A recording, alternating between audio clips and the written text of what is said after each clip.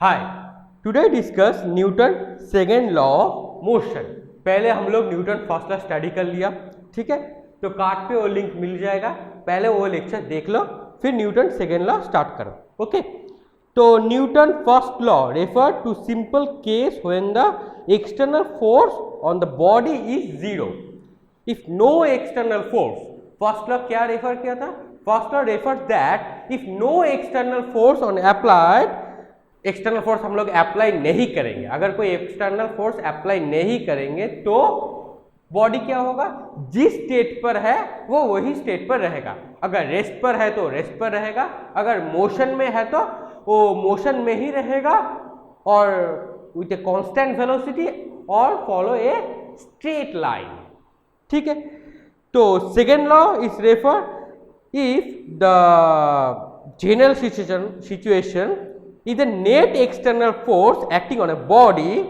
If net external force is acting on a body is proportional to acceleration of the body. तो second law क्या है?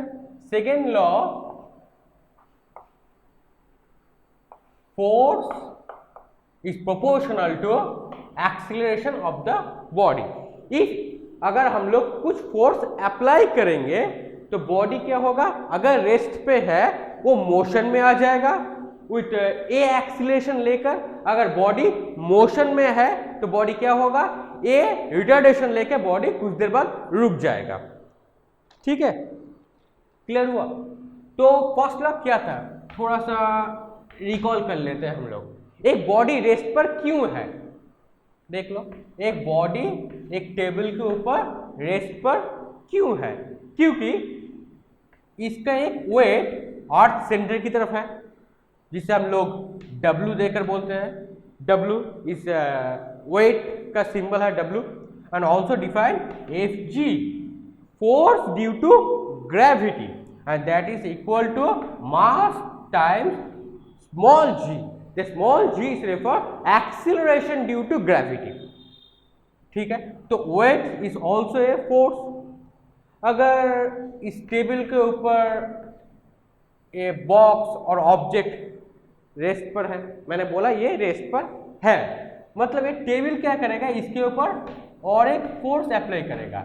ये force weight नीचे की तरफ था तो टेबल ने इसके ऊपर एक फोर्स अप्लाई किया, उसको हम लोग बोलेंगे R।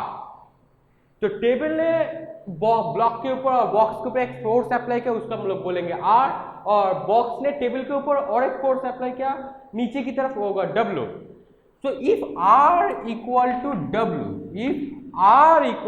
W, then body will rest. अगर R equal to W हो गया तो बॉडी रेस्ट पर है। But in case of Newton first law this not true, the statement is not true for Newton first law.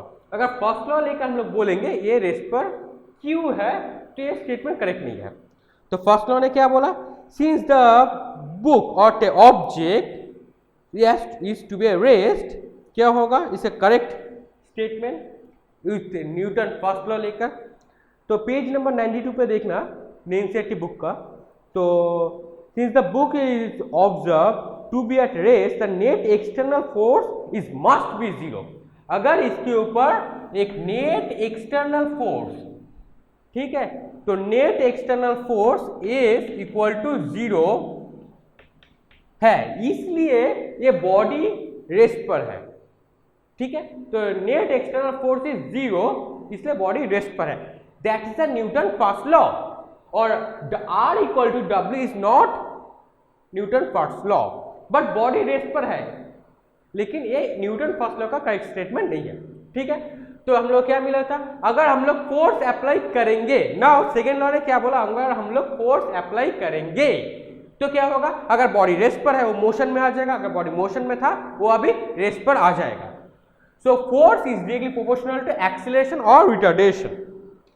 We know that the force is a vector quantity and acceleration also a vector quantity. Clear हुआ? Next page number 93 में देखना और एक term है, वो है momentum. So what is momentum?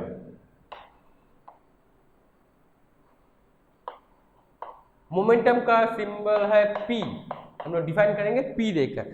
So momentum is also vector quantity, तो head का बार दे दो एक, P वेक्टर, और momentum is equal to mass times velocity, that's the momentum. ठीक है, तो momentum is vector quantity and momentum क्या है, कुछ एग्जाम्पल देके हम लोग समझते हैं मोमेंटम क्या है। पकड़ लो एक छोटा सा बाईसाइकिल है, ठीक है, और एक बड़ा सा ट्रक है।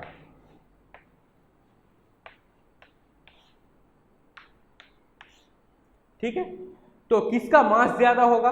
ऑब्वियसली मोटरसाइकिल का मास कम होगा और ट्रक का मास ज्यादा होगा, तो इसका मास बोल देते हैं कैपिटल M, इसका स्मॉल m। ठीक है, अब हम लोग क्या करेंगे, तो सेम वेलोसिटी पे लाने की कोशिश करेंगे। तो किसको ज्यादा फोर्स अप्लाई करना होगा? ऑब्वियसली इसको ज्यादा फोर्स अप्लाई करना होगा, क्योंकि ये इसका मास बहुत ज्यादा है। इसको हम लोग मिनिमम फोर्स अप्लाई करेंगे तो ये दोनों इक्वल वेलोसिटी में आ जाएगा। तो व्हाट इज मोमेंटम? मोमेंटम है उसका मास के ऊपर डिफाइन है, अगर जिसका मास ज्यादा होगा उसका मोमेंटम भी ज्यादा होगा।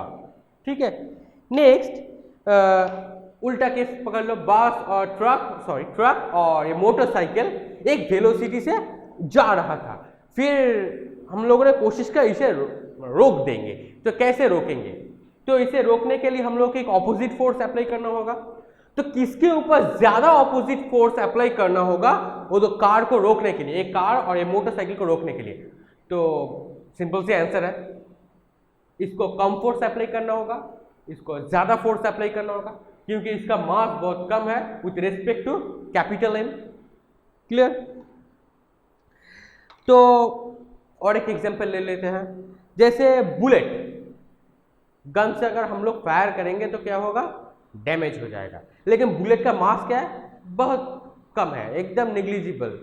ठीक है, तो उसका मास क्या है? बुलेट का मास बहुत कम है, लेकिन बुलेट का जो वेलोसिटी होता है ना गन से फायर करने के बाद, वो बहुत ज्यादा होता है। तो क्या होता है? ज्यादा वेलोसिटी मतलब मोमेंटम ज्यादा, सो मोर डैमेज।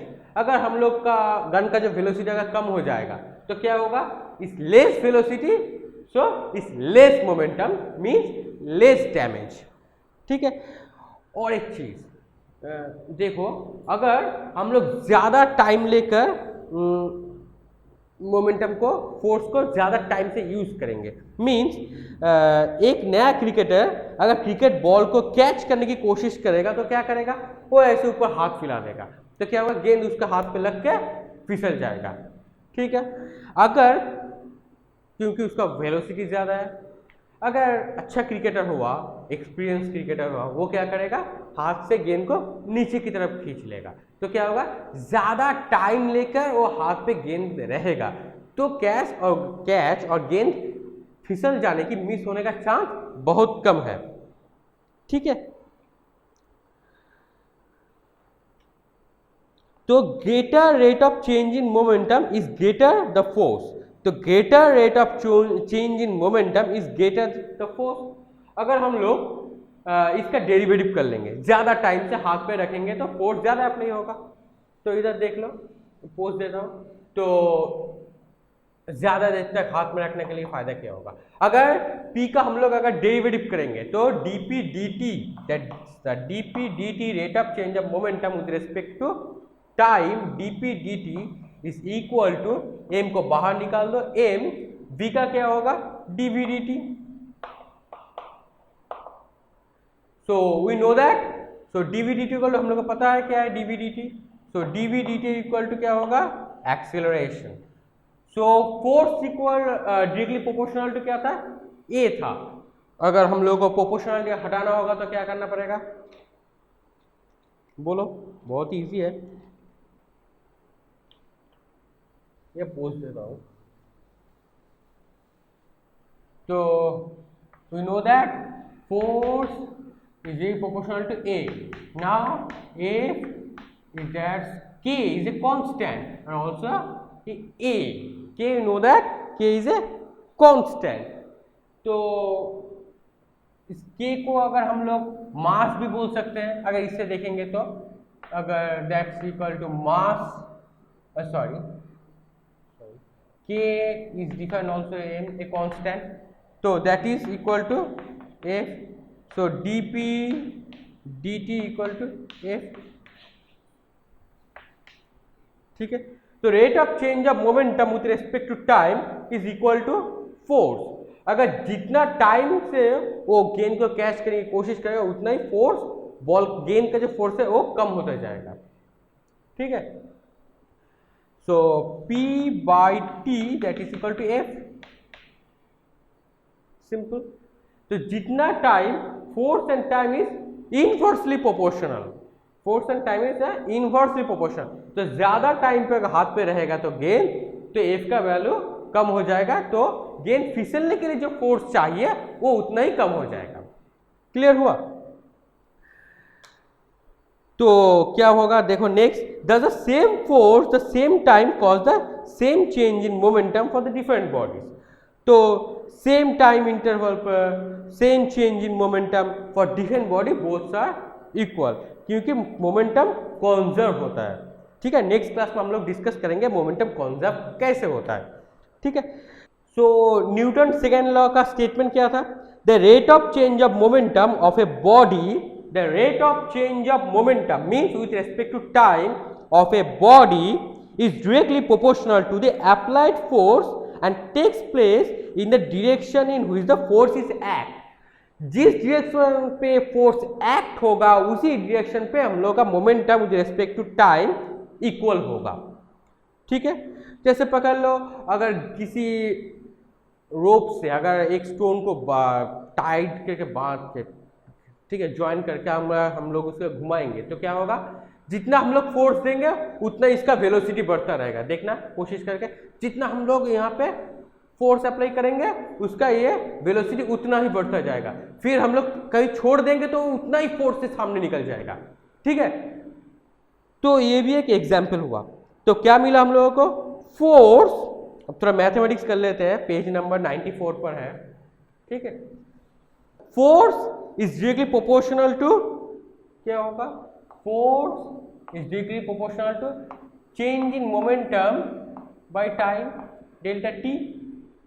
ठीक है, तो कैसे चेंज हुआ हम लोग पता क्या था? हम लोगों को पता था से डेल्टा पी, अगर स्मॉल मोमेंटम हुआ तो मास तो सेम ही रहेगा, तो स्मॉल वेलोसिटी भी होगा। तो इधर देखो, तो F is directly proportional to rate of change of momentum with respect to time is now a constant k, is another constant k, that's not a constant mass of constant k, is another constant k। और इसको k छोड़ के इसको अगर हम लोग constant का नाम क्या दे, इसको c दे दो, c एक another constant c and that is delta p by delta t। ठीक है, now take a limit, अगर limit delta T tends to zero, अगर limit delta T tends to zero, अगर limit delta T tends to zero हो जाएगा, इसके ऊपर del P by del T that is equal to D P D T. Okay, so यहाँ पे अगर हम लोग पुट कर देंगे तो क्या मिलेगा हम लोगों को? मिलेगा C D P D T that is equal to A. ठीक है, तो हम लोग को पहले क्या मिला था? सो dp dt क्या था? p मतलब क्या था बोलो? सो p इक्वल टू क्या था? Mass times velocity. So dp dt rate of change of momentum m dv dt। ठीक है, so we know that dv dt equal to a, पहले किए थे हम लोग यहाँ पे। ठीक है, सो dv dt क्या था? a that is M A. तो अगर हम लोग f को रिप्लेस कर देंगे एम ए से तो क्या रहेगा देखो, सो f इक्वल टू, अगर f को रिप्लेस नहीं करेंगे, सॉरी, अगर dp dt को अगर हम लोग रिप्लेस कर देंगे तो क्या रहेगा? c dp dt equal to रहेगा m a also a vector quantity, that is the f also a vector quantity. Now put a boundary condition and c equal to 1. अगर हम लोग कांस्टेंट c का वैल्यू 1 ले लेंगे तो क्या मिलेगा, f equal to mass times acceleration final. Clear. Now force एक बहुत ही इंपॉर्टेंट टर्म है. What is force? फोर्स क्या है? अगर हम लोग कहीं पर भी कुछ बोलते हैं लोग फोर्स का डेफिनेशन क्या है? फोर्स का डेफिनेशन होगा अगर हम लोग कुछ चीज को पुश कर रहे हैं, मतलब अगर हम लोग किसी चीज पे पुश कर रहे हैं और सामने की तरफ खींच रहे हैं, तो पुश और पुल ये है फोर्स. ठीक है. तो फोर्स इज द पुश और पुल. उसका रिजल्ट क्या होगा? ऑब्जेक्ट इधर मूव करेगा और मूविंग ऑब्जेक्ट क्या होगा? रुक जाएगा. सो ऐसा यूनिट ऑफ फोर्स, अगर उस फोर्स का ऐसा यूनिट भी होगा तो ऐसा unit of force is Newton. The great scientist Newton के नाम से ये आ गया. ऐसा unit of force is Newton. ठीक है. सो न्यूटन इसका यूनिट है. तो 1 न्यूटन इक्वल टू मास. मास का ऐसा यूनिट क्या होगा? इस केजी. सो 1 केजी. एक्सीलरेशन का ऐसा यूनिट क्या होगा? एक्सीलरेशन का ऐसा यूनिट होगा मीटर पर सेकेंड स्क्वायर. सो 1 मीटर पर 1 second square. And CGS unit of force का क्या होगा? वो भी सिंपल ही है. So 1 dyne equal to 1 gram 1 centimetre by 1 second square. अब हम लोग न्यूटन सेकेंड लॉ से फर्स्ट लॉ डिराइव करेंगे. ठीक है. और अगर हम लोगों का कॉन्सेप्ट क्लियर हो गया, न्यूटन सेकेंड लॉ क्या है, न्यूटन फर्स्ट लॉ क्या है, तो बहुत इजीली हम लोग सेकेंड लॉ से जंप करके फर्स्ट लॉ डिराइव कर देंगे. देखो बहुत ही इजी है.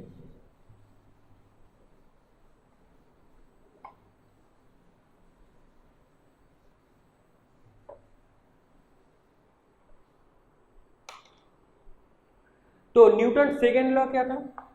Force equal to mass times acceleration. ठीक है. तो फर्स्ट लॉ क्या बोला था? अगर net external force is zero, if net external force is zero, अगर F net equal to zero हो जाएगा तो बॉडी क्या होगा? बॉडी हमेशा रेस्ट पर ही रहेगा. अगर net external force is zero, तो यहाँ पे जीरो पुट कर देते हैं तो क्या हो गया? M A. ठीक है. तो you know that zero M और ए. तो यहाँ से देख के समझने की कोशिश करो, मास तो कभी जीरो नहीं होगा. Mass is not equal to zero, but acceleration zero हो सकता है. ए जीरो हो सकता है. So A means dv dt, rate of change of velocity with respect to time. That's dv dt equal to 0. So that's dv equal to 0 dt. तो बोलो अगर यहाँ पे हम लोग इंटीग्रेशन कर देंगे बोथ साइड, तो dv का इंटीग्रेट क्या होगा? बहुत ही सिंपल, dv का इंटीग्रेट v होगा. बट जीरो का इंटीग्रेट क्या होगा? कांस्टेंट का डेरिवेटिव क्या होता है? कांस्टेंट का डेरिवेटिव होता है zero. So similarly vice versa. तो जीरो का इंटीग्रेट क्या होगा? कांस्टेंट. सो वेलोसिटी क्या होगा? कांस्टेंट. तो न्यूटन सेकेंड लॉ क्या बोला था? अगर हम लोग नेट फोर्स जीरो हो गया, अगर नेट फोर्स जीरो हो गया तो वेलोसिटी क्या होगा? बॉडी आइदर रेस्ट पर रहेगा, तो लाइफ टाइम रेस्ट पर रह जाएगा, क्योंकि जीरो भी एक वैल्यू है. वेलोसिटी जीरो भी हो सकता है.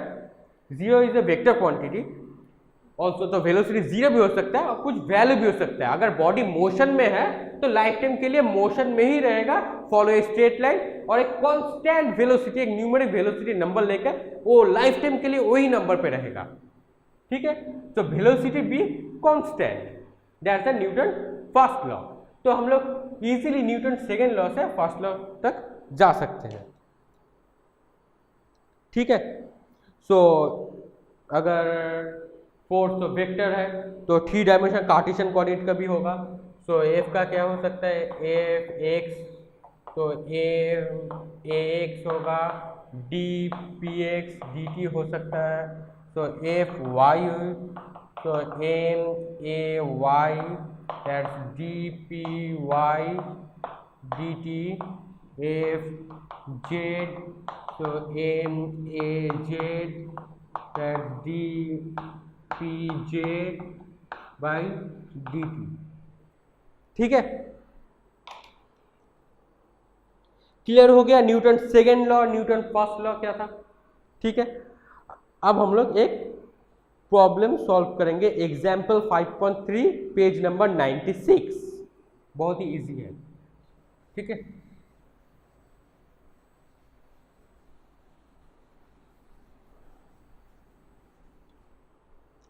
पेज नंबर 96 का प्रॉब्लम क्या था, एग्जाम्पल 5.3, एग्जाम्पल 5.3 क्या था, the motion of a particle of mass M is described by, तो मास एम होगा ए पार्टिकल का और उसका मोशन को हम लोग एक इक्वेशन देके डिस्क्राइब करेंगे, क्या होगा, y equal to U T, page number है 96, NCERT पार्ट 1 क्लास 1।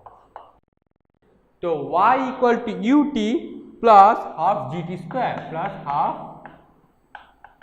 जी टी स्क्वायर, ये हो गया इसका मोशन का एक इक्वेशन। ठीक है, find the force acting on A particle, तो पार्टिकल को जो फोर्स अप्लाई किया है, अप्लाइड फोर्स, उसका वैल्यू निकालना होगा, क्या होगा। ठीक है, तो सिंपल है, तो g means acceleration due to gravity हो गया, तो ये मोशन का सेकेंड बेसिक इक्वेशन है, एंड g दे दिया मीन्स एक ही जगह पे, तो body ups and down move हो रहा है।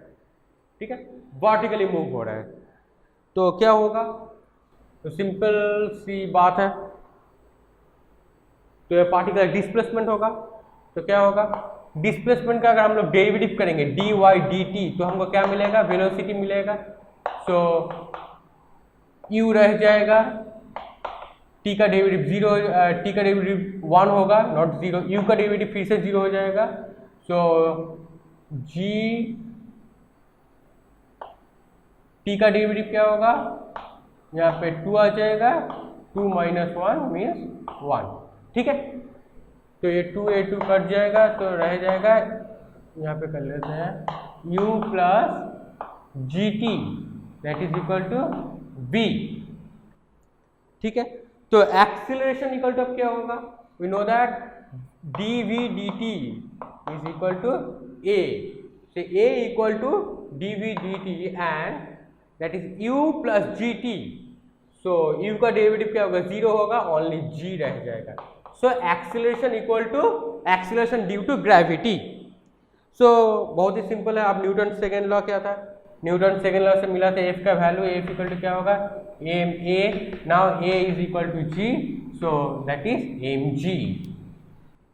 ठीक है, तो फाइनल रिजल्ट क्या होगा, the find the force acting on a particle is F equal to M G answer.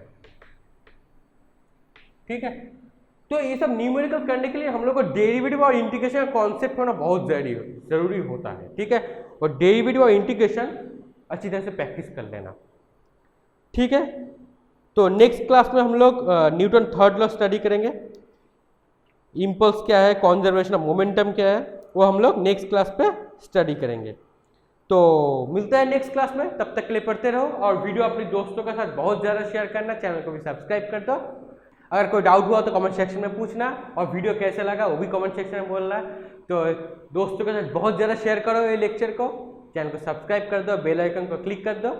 तो पढ़ते रहना और मिलते हैं नेक्स्ट क्लास में। Thank you.